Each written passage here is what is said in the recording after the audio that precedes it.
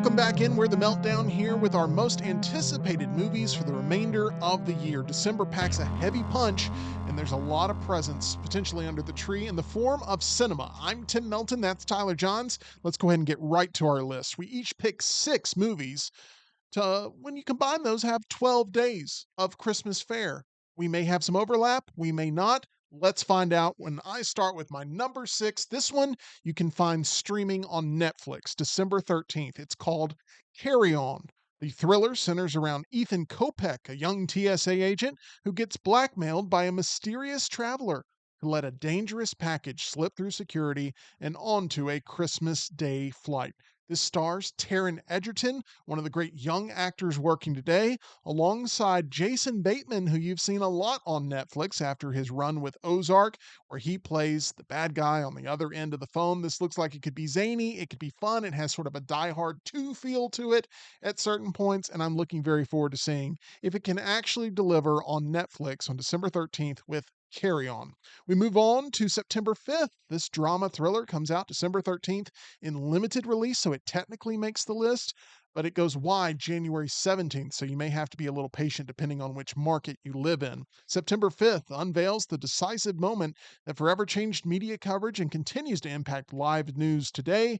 It's set during the 1972 Munich Summer Olympics, with the film following an American sports broadcasting team that quickly adapted from sports reporting to live coverage of the Israeli athletes taken hostage. Peter Skarsgård is in this one, and it uses actual ABC broadcast footage. It had its world premiere at the Venice International Film Festival on August 29th of this year, and I'm looking very forward to seeing if this one becomes a Best Picture contender.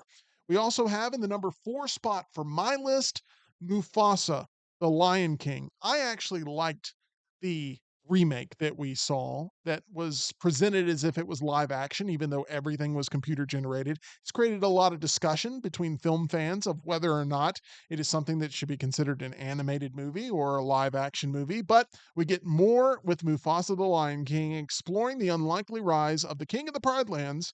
It enlists Rafiki to relay the legend of Mufasa to a young lion cub, with Timon and Pumbaa lending their signature shtick.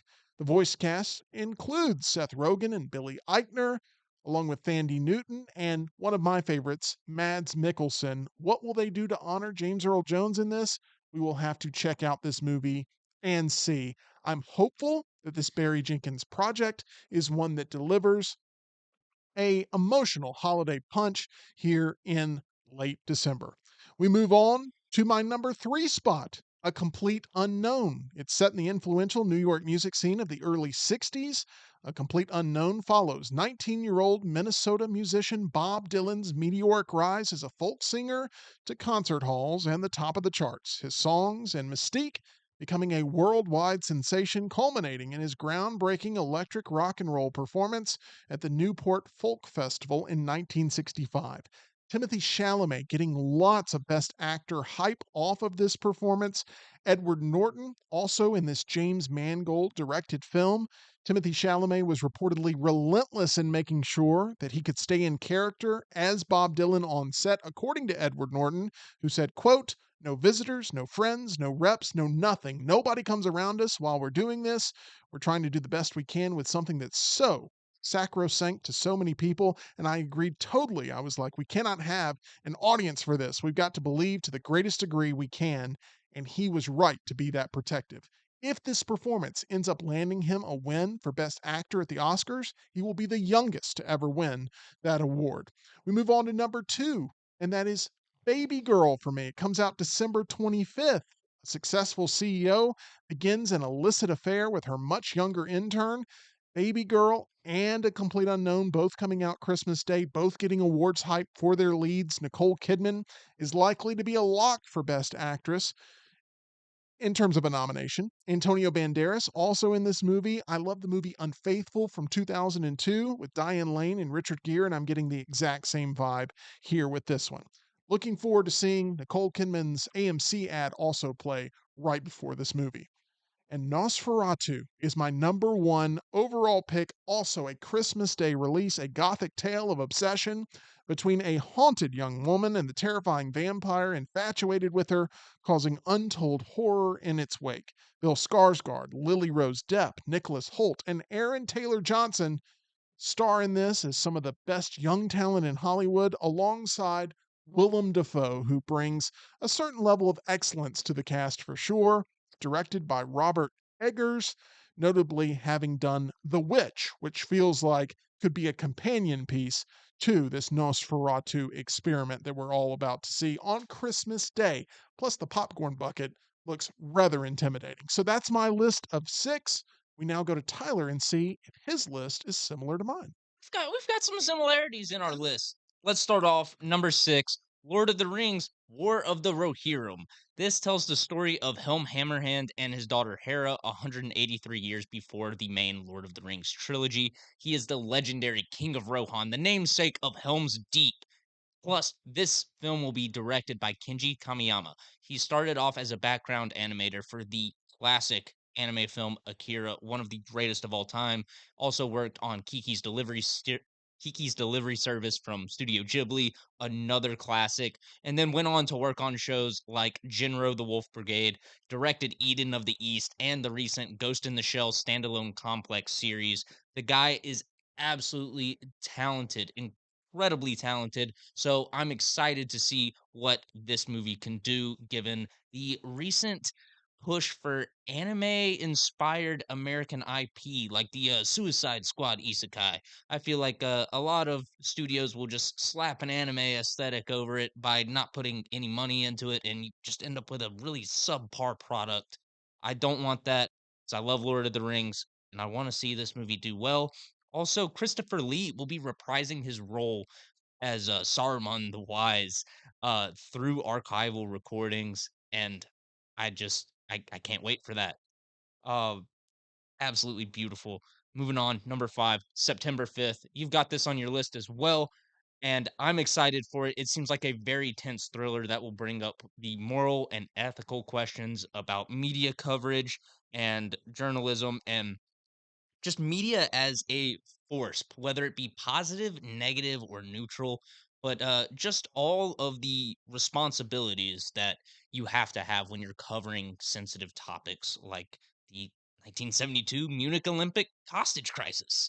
Moving on, number 4, a movie you did not have on your list. It hurt me. I can't lie. It knocked me down, but I'm getting back up again. You're never going to keep me down. It's Y2K. This just looks like an absolute classic movie for me, just the kind of movie you can throw on and chill and watch whenever. Just a goofy horror movie. These two high school losers crash a party on the last day of the millennium, and then the Y2K tech apocalypse happens. It looks absolutely insane. There's killer Tamagotchis. You got Varsity Blues DVDs or well, VHS tapes at that point flying out of the VCR and killing people. And it's got pretty solid cast for what they're going for. Jaden Martell, who was in the It remake, I thought he was one of the stronger performances in that movie. And then he's also playing opposite Rachel Zegler, who I just absolutely loved in The Hunger Games: The Ballad of Songbirds and Snakes. So I'm really looking forward to Y2K, as well as the Fred Durst cameo that will appear in it. Moving on, number 3, a movie that has gotten so much hype and hits a lot of those boxes that I want in a movie, and that is A Complete Unknown. I'm a big fan of music biopics. I already love Bob Dylan's music. I'm a fan of Timothy Chalamet. He killed it in Dune Part 2 this year. And Edward Norton, one of my favorite actors ever. Also directed by James Mangold, director of Logan. At what point do you go through the details and just say, "Well, I don't want to set my expectations too high," because that's what I'm doing right now. I read about the movie and I say, "Oh man, I don't want to expect a perfect movie, but that's what I'm expecting with this." Looks absolutely wonderful. Moving on, number 2, you could call this 1B because it is a movie I am just beyond hyped for, but it is taking the number 2 slot, and that is Sonic the Hedgehog 3. It will follow Team Sonic facing the new adversary, Shadow the Hedgehog. They've got to seek out an unlikely alliance in Dr. Eggman, and I believe this has the potential to be the greatest video game movie or TV show ever made. It follows the story beats from Sonic Adventure 2, which is one of the fan favorite games in the franchise. And this will include so many moments that the Sonic fandom has been just clamoring for to see on the big screen. You've got Shadow with his gun, potentially Super Shadow versus Super Sonic. And we'll also see the process of Project Shadow, Shadow's relationship with Maria, and that will be absolutely heartbreaking. There will be millennials and Gen Xers just weeping tears in the theater. And the voice casting in this movie, absolutely perfect. You got Ben Schwartz as Sonic, Colleen O'Shaughnessy as Tails, Idris Elba as Knuckles, and Keanu Reeves as Shadow the Hedgehog. Every time I watch the trailer, I just sit back and the little 10-year-old boy inside of me, in my soul, just goes, "Yep, yep, that's Shadow, that's Tails, that's Knuckles, that's Sonic." It's absolutely perfect. Keanu Reeves has been researching Shadow the Hedgehog to better understand the role and just make sure he knocks it out of the park to deliver a fan faithful adaptation of Shadow the Hedgehog.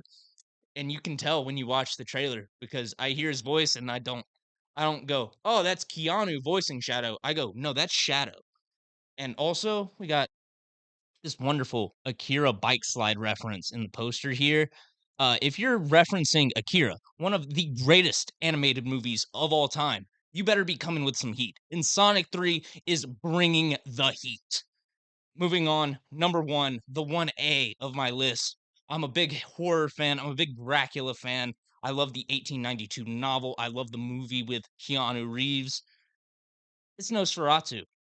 Love my gothic haunting tales, vampires. I'm just very excited for this one. It's got a great cast in this as well. Bill Skarsgård, Willem Dafoe, Emma Corrin.